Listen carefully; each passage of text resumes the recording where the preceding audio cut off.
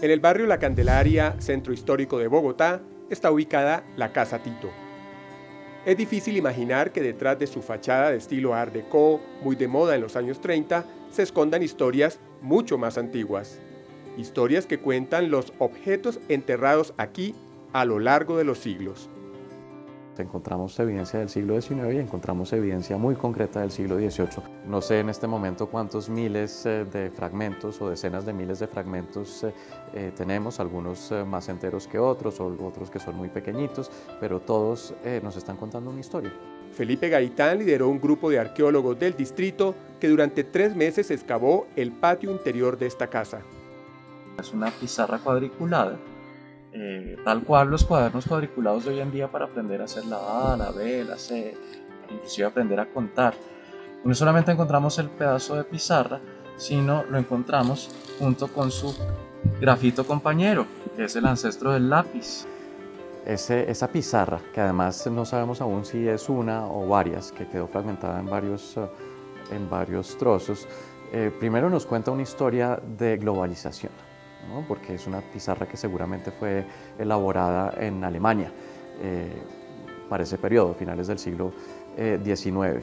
Una pizarra que habla de las rutas comerciales que imperaban en el mundo en el siglo XIX y que beneficiaban a una ciudad aislada geográficamente como Bogotá. Entonces imaginarse uno cómo se embarca una pizarra en alguno de los puertos alemanes y básicamente le da la vuelta al mundo para llegar hasta Cartagena, y de Cartagena se tiene que montar en un champán hasta Girardot, y de Girardot sube hasta aquí Bogotá a lomo de mula o quién sabe cómo. Es una historia, digamos, de globalización relativamente temprana, muy interesante.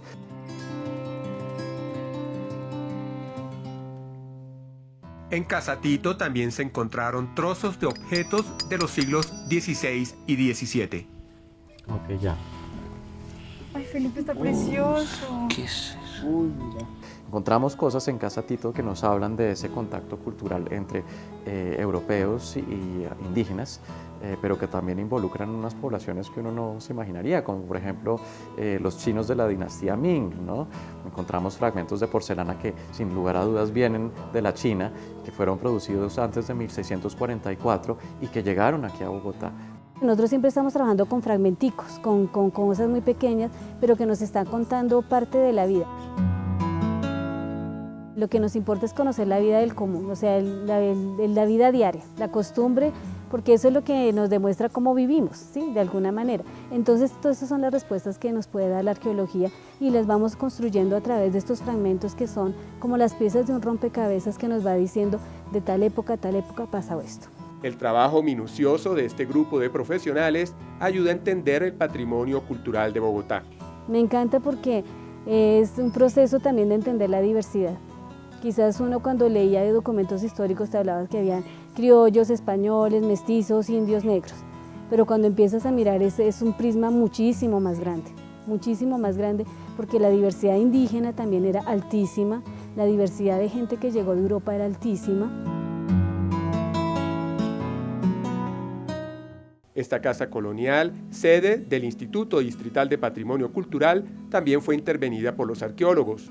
Aquí encontraron objetos que hablan del contacto entre indígenas y españoles, como platos de cerámica europeos. Ya empiezas a encontrar platos, pero que pueden tener una decoración de tipo indígena. También es interesante, encontramos una moneda de plata, que se llaman macuquinas, que son era la moneda de cambio de su momento que proviene desde el Potosí.